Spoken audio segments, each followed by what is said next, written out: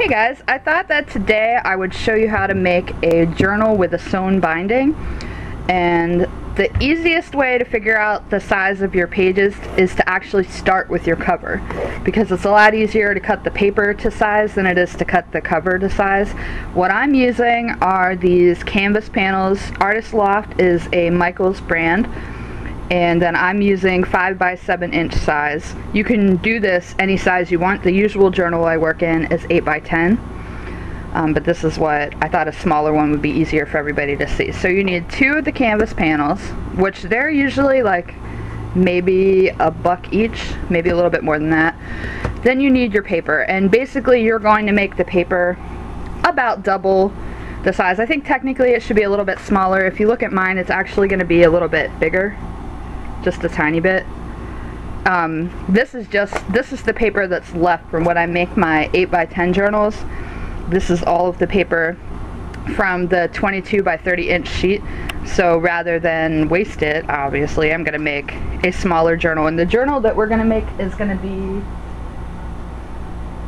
pretty close to the size of this one, though a little bit smaller, because this one I cut. This I decided I didn't want to. I'm not going to show you the fringe. We're going to do a simple one, but I'll tell you how to do the fringe if that's something you wanted to add. So you need paper. How many sheets is up to you and up to how thick that you want it to be and how thick your paper is to start with. I have Fabriano Artistico here, which is pretty thick paper. It's 140-pound hot press. And in my big journals, I do 3 signatures of 5 pages each. For this journal, I think I'm going to do 3 signatures of 4 pages each. So it won't be as thick, but because it's smaller, I think that's probably good. So that should be the right amount of paper. This will be for another journal. So the next thing you're going to need is some kind of thread. It really doesn't exactly matter what you use. This is a waxed linen thread. This is probably technically what you should use. I don't really like it though, because the wax actually leaves a color on the page. Not that it matters when you're art journaling so much, but if you were making like a gift for someone, maybe you wouldn't want that. So I have this. I don't use it very often. What I use more often, this feels kind of waxy, but I don't think it's actually waxed. It reminds me a little bit of dental floss, which you probably could use dental floss if you had that. This is just slightly thicker, so it requires a bigger needle, a bigger hole punched in the page, but I feel like it's sturdier, and I have a bunch of this, so that's what I usually am going to use. You're going to need a needle that has, you probably can't even see that, basically just make sure that the eye is big enough for the thread that you choose. Hopefully this is the right needle for me. You're going to need something to punch a hole in the pages. I have an awl, which is just a sharp pointy thing with a handle. Before I had one of these, I've used a needle, which is not very safe. I don't recommend it. I've used a nail. It really just depends. Now I have the right tool, and I do recommend this because it's so easy to go like that without feeling like you're going to hurt yourself in any way, because you totally could hurt yourself pretty bad with this. And then just the easy tip, if you have one and don't already cover this, I just have a wine cork. And then I can just throw it in my drawer of bookbinding stuff, and I don't have to worry about like piercing myself when I don't want to. You're also going to need a bone folder or something to function as a bone folder. You need, you also need something to work on when you're punching, and you're going to see that what I'm going to use is an old book. I recommend having something pretty thick that it doesn't matter if you punch a hole in it, because you want to be able to push the awl through the page, and you'll see like how I do it with the spine of the book. So once we have our materials, book cloth tape. Once we have our materials, we're going to get started, and one thing I forgot to tell you is that we need book cloth tape, which I will show you in 1 second. Okay, so this is book cloth tape. And some of you guys probably already know this, but I sell this in my Etsy shop. I sell it on eBay too, actually.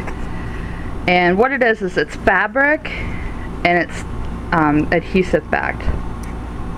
So it's basically fabric tape.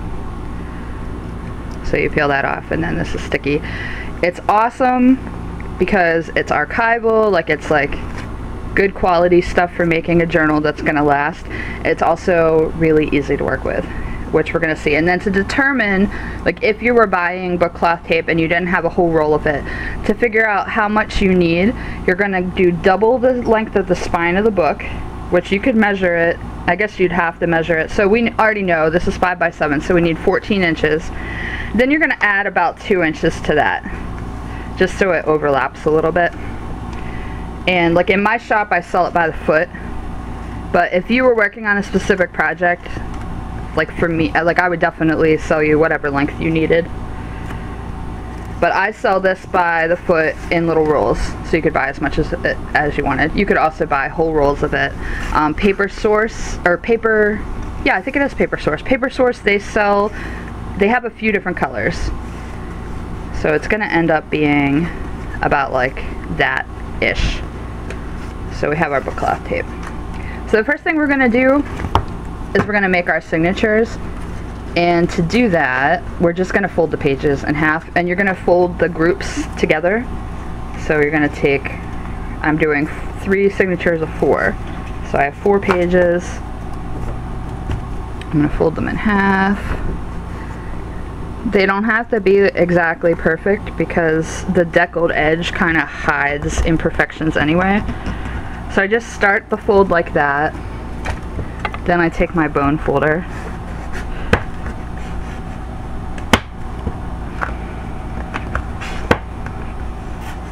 The sharper that you can get the crease, the flatter the book will lie, at least initially, until you start like filling it up with dimension and stuff. So I usually go over it a few times. That's pretty good. So we're going to do all 3 of those.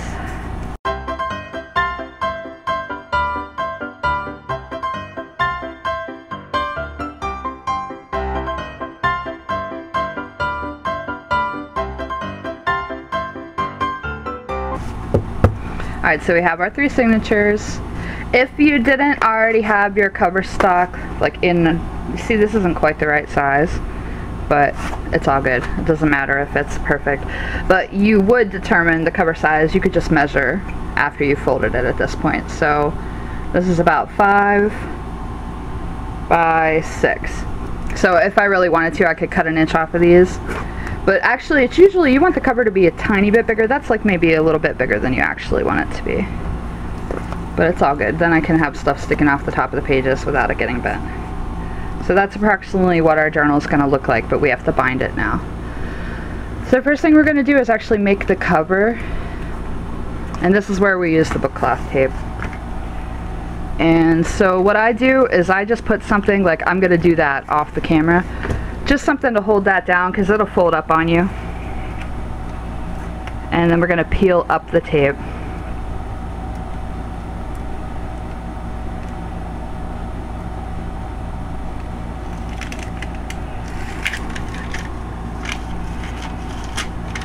Okay. So now, to determine the exact placement of the cover, we're going to take the signatures and just kind of put them in the middle. They don't press them down real hard or anything, just put them there so you can see. And then you're going to put these. You want to try to make sure it's equal top and bottom.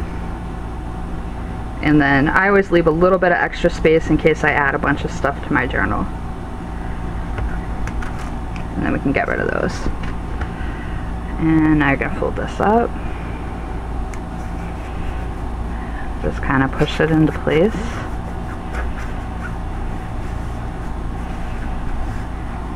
Now we can bring this down and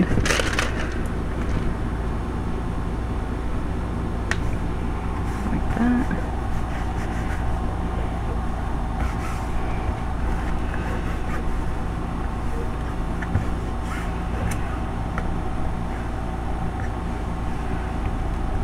Now you could, if you wanted to, like you could have covered this with paper and painted this first, but I usually don't. See, look, it looks like a real book already. But as I said, if you wanted that covered, I usually do that later. So now we're like that. The next step is to punch the holes in these. Alright, so the next step that we're going to do is we need to punch our holes in the signatures so that we can do our binding. And how many holes that you punch really depends on how you want the ultimate book to end up looking. What I want is I'm going to have my knots on the outside of the cover, and I'm going to have one at the top, one at the bottom, and then I'm going to have one stitch. So it's basically going to be 1, 2, 3, 4 holes. You could do more than that on a bigger journal. You can do less than that. You know, you could get away with just 2. You could do 1 stitch here, 1 stitch there, but I want mine to be a little bit stronger, so I'm going to do the 4. And what I do is I make a stitch guide. So to do that, I need, this is just a scrap piece of paper. I need it to be the same size of my signatures.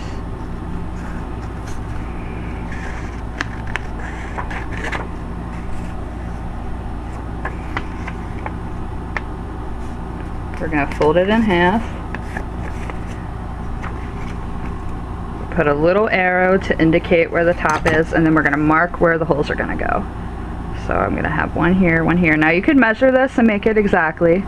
I always just eyeball it, so I want it to be about the same distance from the top as from the bottom, and then I want 2 about equal distance apart on the inside of the spine, like that.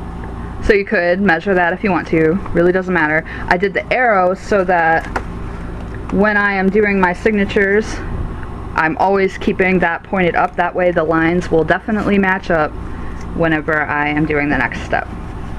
So how we're going to use that. Now this is a giant, huge dictionary, and I am punching into the spine of it. That's because this will hold the signature like pretty perfectly. So I'm going to line this up, and I'm always going to line it up at the top. That way if it's a little bit off center, off size, it doesn't really matter. So I'm going to push this into place. I'm going to take my awl and I'm just going to push it until I feel that it goes through all of those pages. And you can tell, like you'll be able to feel it. You can twist it a little bit if you don't think that it's going. You basically want the smallest hole possible, just so that if you paint and stuff, not too much drips through. Okay, so we have our holes there, and then I always check to make sure that they went pretty well through, which they did. And now I'm going to make sure that I put this so that the top arrow is facing up still, so I keep stacking them in the same way. So I'm going from here, punching, and then going right here, like to my stack, so that they're all facing the same way. So next one, I'm lining it up at the top.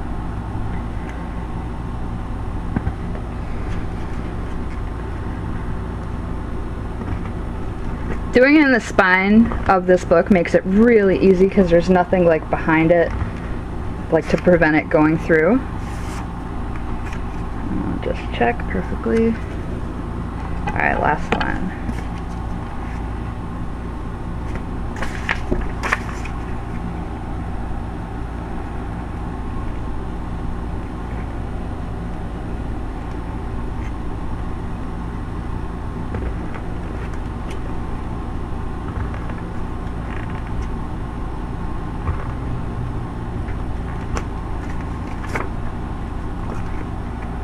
Okay, so now they're all set. I'm just going to tuck these inside of here.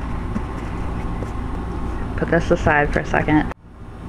Okay, so the next step is to start sewing, and I've already threaded my needle and I have my first thread ready to go. But to figure out how much thread you need, a quick and easy technique is to do 3 times the spine. So 1, 2, 3, and then just because I'm never sure how I'm going to finish the ends, I always add an extra one. You really don't have to add the extra one because you'll have plenty. And you're going to need 3 strings because you have 3 signatures. Each signature gets its own string for this method. There's lots of different ways to sew a journal, so you might know a different way. That's okay. Alright. So you notice I didn't punch holes in this. That's because I used the needle to do it so that I have as small a hole as possible here, so it's prettier. And So I didn't think I was going to add fringe, but I decided that I am going to add fringe. And how I do the fringe is I decide how long I want it to be. And usually I have it maybe like that. So say about 7 inches. This is recycled silk, which I get from Darn Good Yarns. They're based in Maine. Any fiber really will work, and I can't give you an exact count of how many strands you're going to need because it really depends on how thick each particular piece of the silk is and how tight you push them together. I'm going to cut about 10, which should be plenty. You can always trim these later to be like exact if you want them to be exact.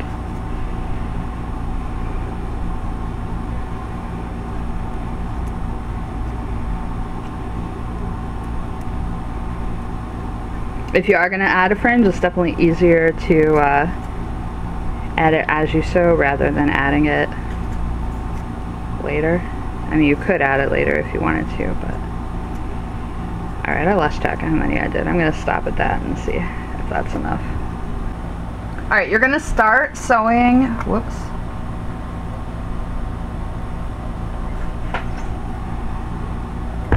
You're going to start sewing from the outside in because we're putting a knot on the outside, but because we didn't punch a hole yet, we're actually going to start quickly on the inside. And what we're going to do is just figure out where they are being positioned, and we're just going to actually, let's make it a little bit more precise by actually folding this.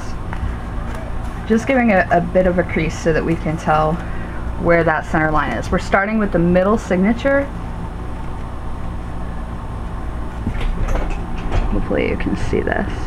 So I'm lining it up where I want it to go, and I'm just going to poke the needle through just a tiny bit so that I can see here. You know, you can barely see it on the camera probably, but I can see it just fine. And now we're going to start sewing into there.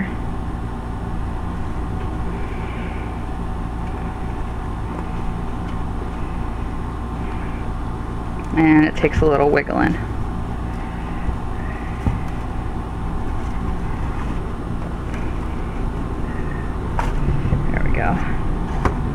I guess I could have poked that hole bigger, so for the next one I will. And so you make sure the needle comes through all 4 signatures, or all 4 pages in your signature rather.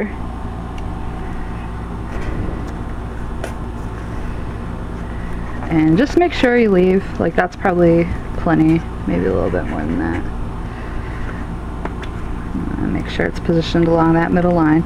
Now, before we come through this hole here, we want to poke right here just so we can see where we're coming back.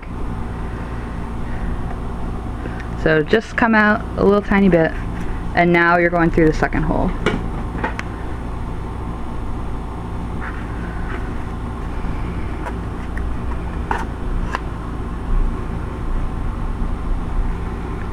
And now we're going to go back through there. And see how my hole kind of came off the center line? Not a big deal. I'm just going to make sure that I go on the center line lined up with where that hole is.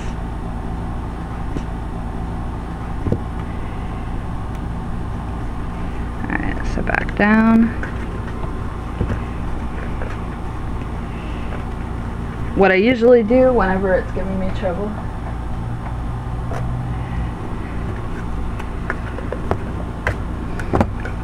just pull it with pliers.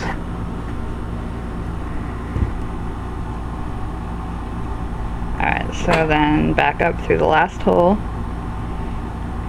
through the center of the spine there.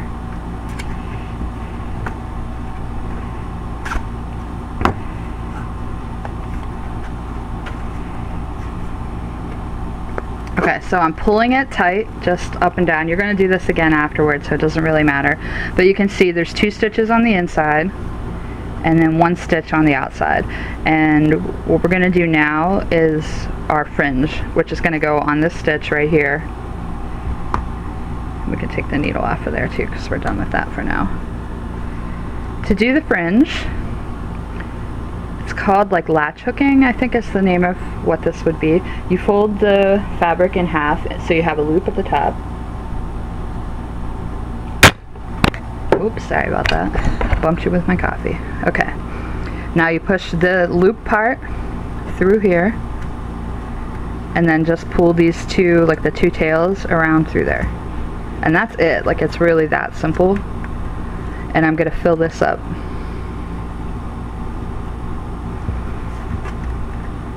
I think this looks really cool when you do the whole spine of like a bigger journal. But for today, I thought I would just show you a little. So the reason that it's easier to do this is that you can pull that thread out and then tighten it up again. Try to make sure you're always going through the same way. So like the loop is always going through this side rather than that way, because it changes how the fringe will hang. With the silk it doesn't really, like, you can't tell that much, but you can tell enough. And just kind of squish it down until, I think I'm going to add one more piece there.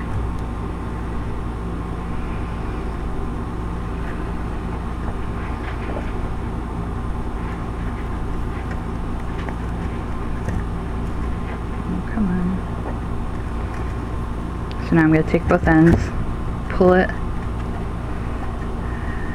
and that's the first part of my fringe. And now these I'm just going to let hang while I do the next signature. So we're gonna do the next signature the exact same way. I already have my needle threaded. This time you're just going to position it in the middle of where you did before.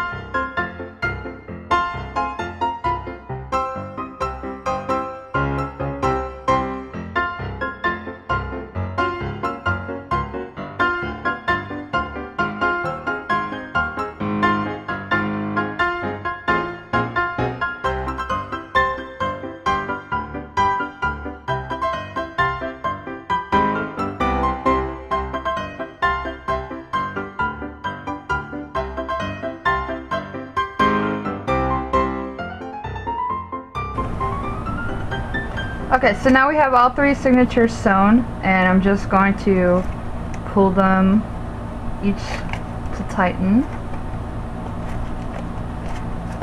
Check on the inside, make sure there's nothing funky going on. Looks good. Now we need to tie these. I don't do anything fancy for this. You certainly could if you wanted to, but I just tie all three together in a knot. Try to keep it as close to the spine as I can get it to be.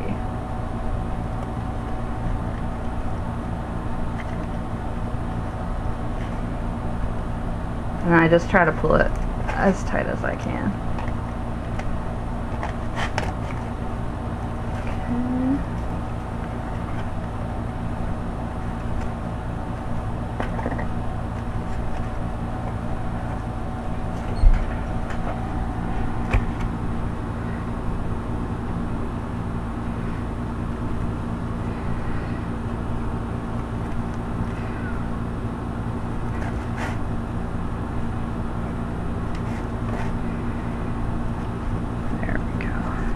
It doesn't matter if it's like not perfectly tight. You could tie another knot if you wanted to. I'm going to.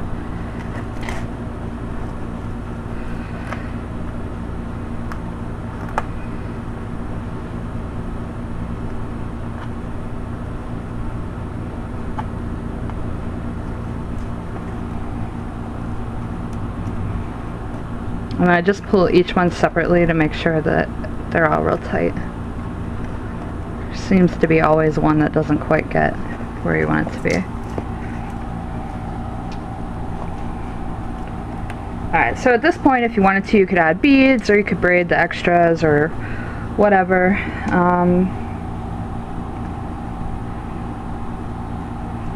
I think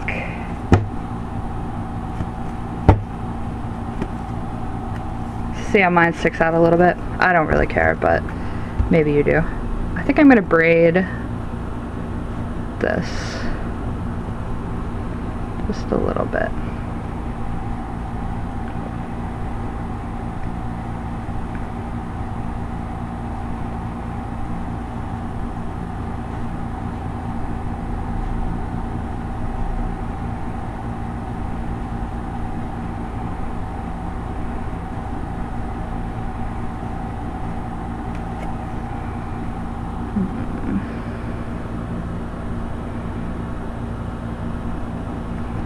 I'm checking the length of it because I'm going to add a bead, but I want to make sure that the bead will be out of the way whenever I work, because I find them kind of annoying otherwise.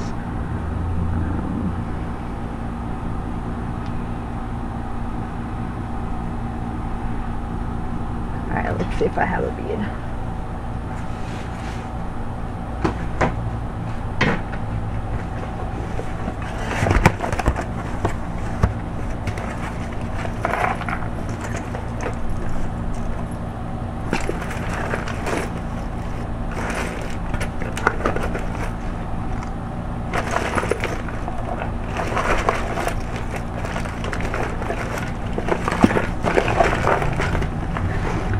I remembered seeing some handmade beads in this box, so I'm kind of digging through to see what I have.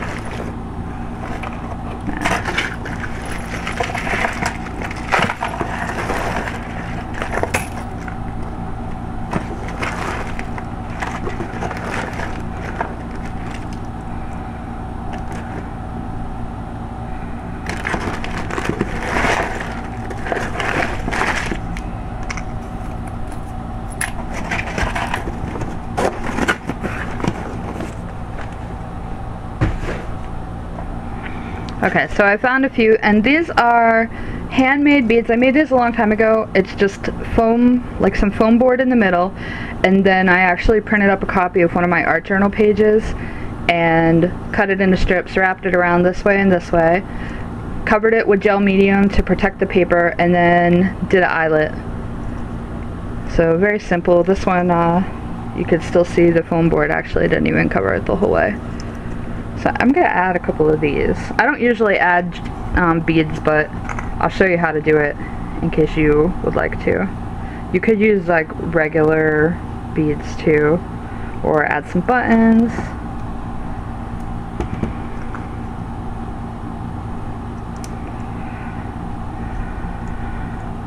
There's no like set way to do it. I'm just going to tie it, but I'm going to leave it kind of loose so that it can jiggle. Yeah, that's kind of cute.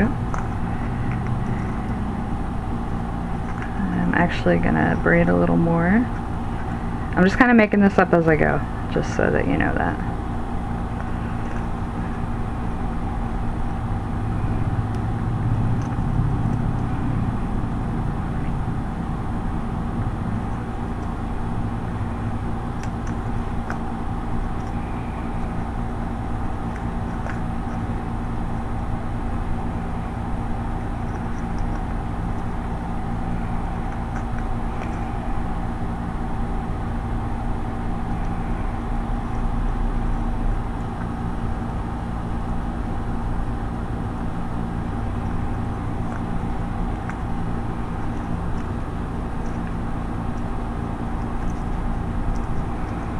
I'm just tying some knots to make sure they don't fall off. You could put a little bit of gel medium on your knots to make extra sure that they're not going to fall apart.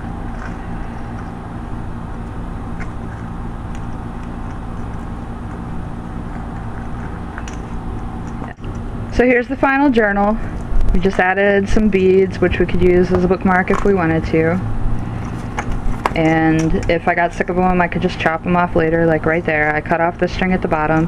Here's the fringe, if you can kind of see Just a little bit of something. I don't know, it's kind of cute, kind of weird, but I like that. It will, if you like push on it periodically when you're using it, you can get it to like lay flatter. Right now it kind of sticks up a little bit, but not too much. And now I have a brand new journal ready for some art.